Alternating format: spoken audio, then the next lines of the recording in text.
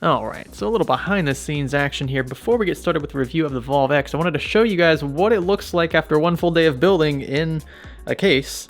And this is why case reviews are probably some of the most in-depth and time-consuming reviews on the channel, because we do have to build in the case, right, to properly test it with respect to airflow, cable management, feature sets, all that good jazz. And so yeah, just a little hint at all the work that goes into putting one of these videos together. So if you like the video at the end of this one, give it a thumbs up. I do appreciate that. Now let's get started.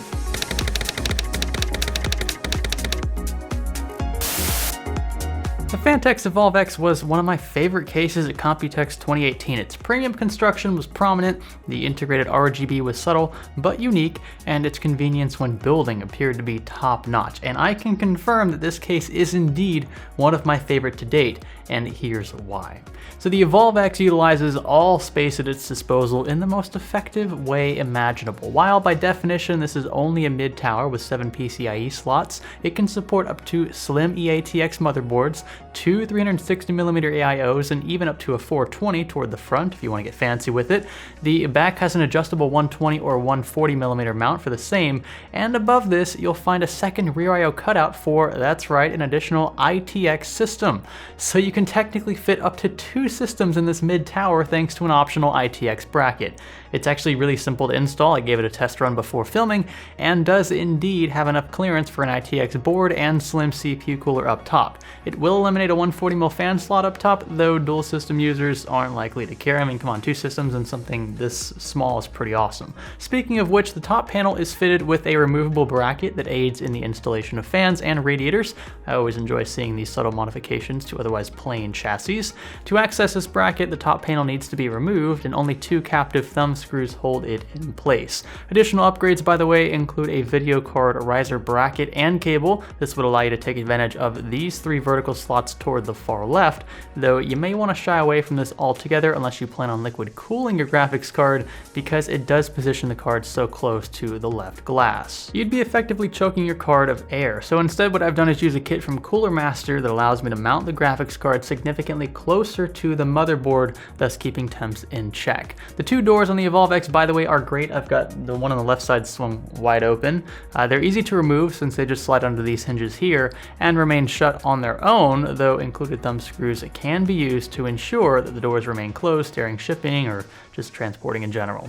The insides of the panels are, by the way, lined with a soft material that grips the chassis and ensures a smooth seal. It's a nice touch. The top panel is rather bare, save the power button and these vents running down the left and right edges. They're wider this time around and should aid in the exhaust aspect of this case's airflow pattern. 3 140mm fans are included with the Evolv X, 2 up front and 1 at the rear. They're actually pretty great considering they're stock and run fairly quiet. When calibrated conservatively, I have them running at just a stock fan curve right now, and the loudest thing in here honestly is the pump in the AIO. And to make wiring simple, there's an included fan hub with the Evolv X allowing you to connect up to 8 fans to it, some of which are PWM, the others are voltage controlled.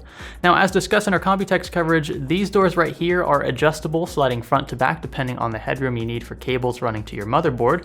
They can be tightened via thumb screws from behind. I'm not the biggest fan of this design in practice. I'd honestly prefer something as simple as rubber grommets. I think they were fine to begin with. This is kind of like reinventing the wheel, to be honest.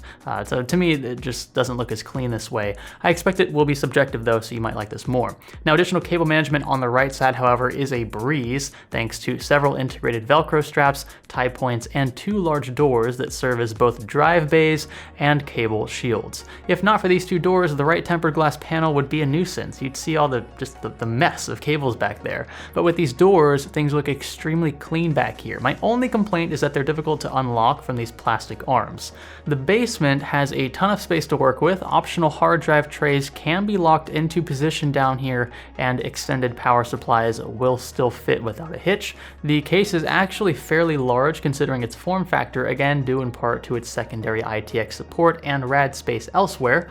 So in a nutshell, this case really has all the necessary cutouts for cable routing, special doors to keep things nice and pretty, and a beautiful aesthetic. I had no qualms at all building in the case. Cable management was a dream, one of the easiest cases in which I've ever had to cable manage, and the whole build process was just sped up because, again, everything is where it should be, and some things are significantly improved. By the way, if for some reason you have 6 SSDs laying around, you can mount all 6 to into these two doors for a total of 9 dedicated locations in the entire case.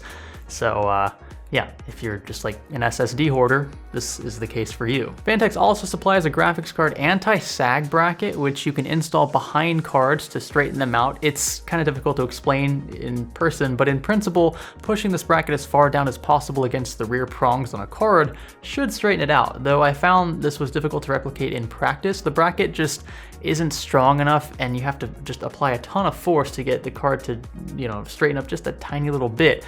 Ultimately, the card was still sagging after like trying my hardest to get that thing to straighten up.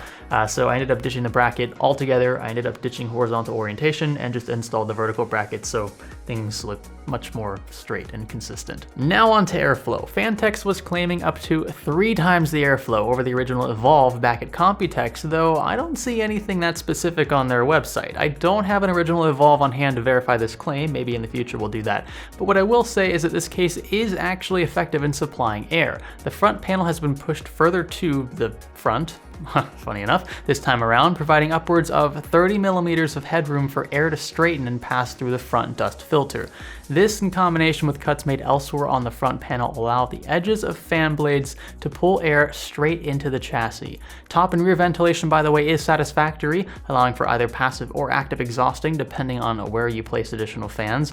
I used a 360mm H150i from Corsair, so I moved the 2 stock fans from the front to the top in an exhaust array. So, you don't need those up there, but you do have support on the case, or built into the case, to allow for those fans to get rid of the heat that might be trapped otherwise inside. CPU temperatures with the front panel on under a stock fan curve approached 71°C when the fluid reached equilibrium. With the panel removed, things settled to just below 70 degrees. The delta here is pretty small, suggesting a near optimal front panel design. In fact, by including a second variable, the dust filter up front, and removing that, our RTX 2080 graphics card settled down by another 4 degrees, suggesting that the filter may be more at fault here than the steel panel itself.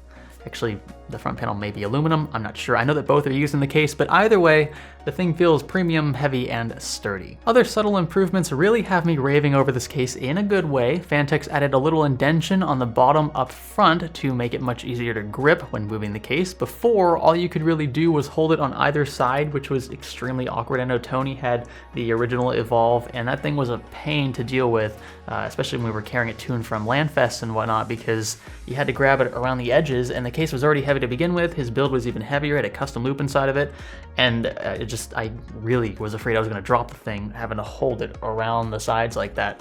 So having that little indention up front actually makes it so much easier to transport this case. If that's a concern, this is definitely an improvement. Front I/O, by the way, now includes USB Type-C, which is nice, and the large iconic door shuts to hide everything from view. This is traditional Evolv fashion here. The LEDs included behind the front panel are not wired directly to the rest of the frame, making removal very easy, so you're not going to snag cables. They glow very nicely on the inside, diffusing beautifully. That's what I like to see. And the strip integrated along the top of the basement is another nice touch. So LED integration is here in the Evolv X, but these are also addressable LEDs, so you can customize the look and feel of these to a much greater extent. More on that in this video right here. So I'm actually looking forward to building something like a custom loop.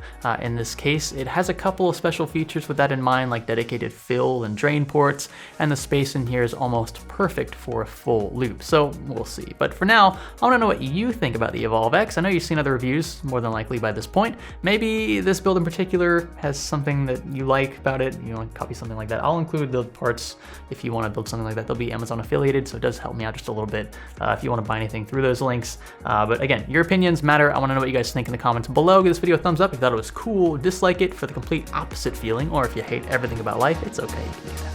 Be sure to click that red subscribe button if you haven't already. Stay tuned for more content like this. This is Science Studio. Thanks for learning with us.